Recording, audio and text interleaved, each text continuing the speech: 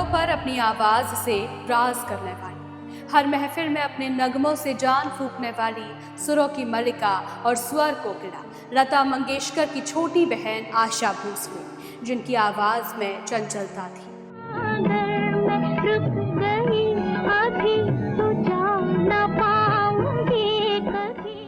जिनकी तानों में खुशियों का झरना बहता था। क्या आप जानते हैं कि उस हंसती खिलती आवाज के पीछे दर्द का कितना गहरा समंदर छिपा था? बॉलीवुड की बेबस दुनिया के वे राज जो आज भी एक रहस्य बने हुए हैं। कैसे एक महान संगीत घराने की बेटी ने अपनों के छल, घरेलू हिंसा, अपनों की बेवफाई, बच्चों की दर्दनाक मौतों और बेइंतहा आर्थिक व मानसिक पीड़ा को सहा। नमस्कार, आप देख रहे हैं फोर्थ पॉइंट। आज दीपक मैनी जी की गहन रिसर्च पर आधारित मैं आयुषी गौड़ आपके सामने लेकर आई हूँ संगीत के सबसे बड़े परिवार की बेटी आशा भोसले की जिंदगी की वो दर्दनाक दास्तां जिसे सुनकर किसी का भी कलेजा कांप उठे।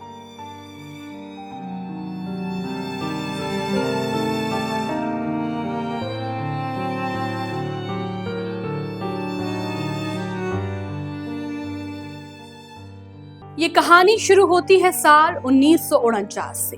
पंडित दीनानाथ मंगेशकर की विरासत संभालने वाली मंगेशकर बहनों में लता जी अपनी गायकी से नाम कमा रही थी। उसी दौरान मंगेशकर परिवार में एक शख्स का आना जाना था, गणपतराव भोसले। गणपतराव भोसले लता मंगेशकर के पर्सनल सेक्रेटरी और मैनेजर हुआ करते थे।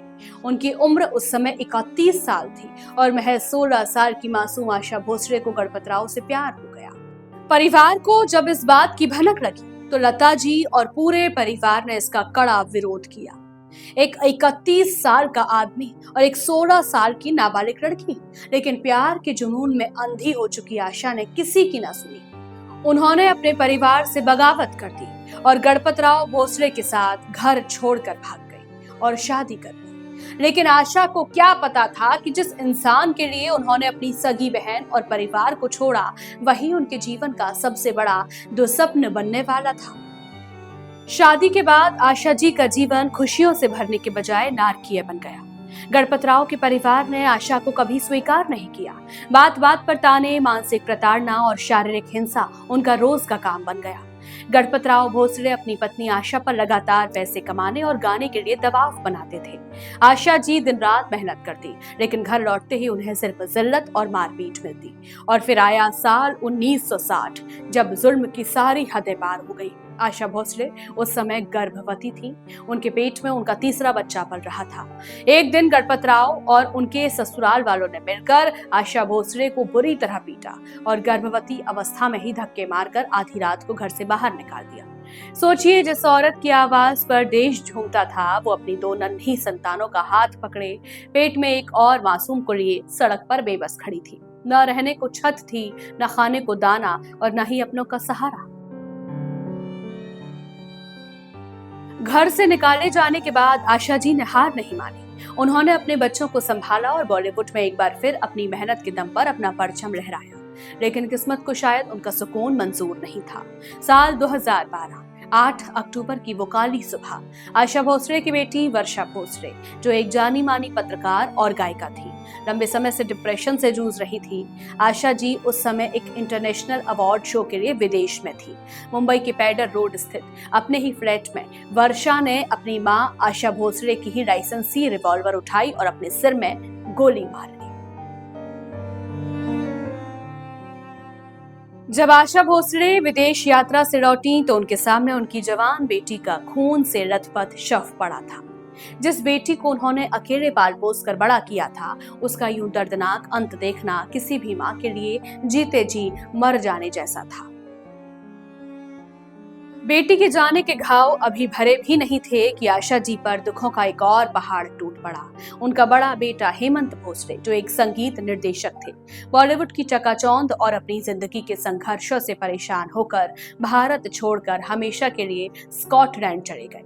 हेमंत अपनी मां और परिवार से दूर विदेश की धरती पर अकेले रहने लगे, लेकिन वहां उन्हें कैंसर जैसी भयानक बीमारी ने घेर लिया। अंतिम दिनों में हेमंत बीमारी से तड़पते रहे। साल 2015 में अपनी मां की ममता और वतन की मिट्टी को तरसते हुए हेमंत ने विदेशी धरती पर तड़प तड़प कर दम तोड़ दिया। सोचिए, जिस माँ ने अपने बच्चों के लिए अपना सब कुछ न्यौछावर कर दिया, उसका एक बेटा विदेश में अकेला तड़प कर मर गया और वो उसकी आखिरी घड़ी में उसके पास भी न रह सकी। जिंदगी में जब पंचम दा यानी आर.डी. बर्मन आए तो आशा जी को लगा कि शायद अब दुखों का अंत होगा, लेकिन नियति को कुछ और ही मंजूर था। 1994 में पंचम दा भी असमय ही दुनिया को अलविदा कह गए। जिस आशा भोसले ने करोड़ों लोगों के दिलों पर राज किया, जिनकी आवाज ने दूसरों के गम भुलाए, वही आशा अपनी जिंदगी के हर मोड़ पर आर्थिक संघर्ष, मानसिक उत्पीड़न और अपनों को खोने के असहनीय दर्द से गुजरती रही। बड़ी बहन लता मंगेशकर के साथ उनके रिश्तों में भी कई बार दूरियों और कड़वाहट की खबरें आईं। हालांकि दोनों ने हमेशा एक दूसरे के प्रति सम्मान बनाए रखा, लेकिन सच यही है कि मंगेशकर परिवार की यह महान कलाकार अंदर से पूरी तरह टूट चुकी थी। दोस्तों, बॉलीवुड के इस बेबस और स्याह पहलू को देखकर दिल दहल जाता है।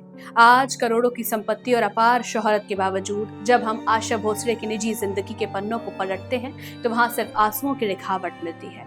चमक दमक से भरी इस फिल्मी दुनिया में कितने राज दफन हैं, यह कहानी उसका सबसे बड़ा सबूत है। दीपक मैनी जी की इस विशेष रिसर्च रिपोर्ट पर आपकी क्या राय है? क्या आपको लगता है कि किस्मत ने आशा भोसले के साथ हद से ज्यादा अन्याय किया? अपनी राय कमेंट बॉक्स में जरूर लिखिए। अगर आपको फोर्थ पॉइंट की यह एक्सक्लूसिव प्रस्तुति पसंद आई हो तो इस वीडियो को लाइक करें, शेयर करें और हमारे यूट्यूब चैनल फोर्थ पॉइंट को तुरंत सब्सक्राइब करें। मैं आयुषी गौड़ आपसे लेती हूँ इजाजत। नमस्कार।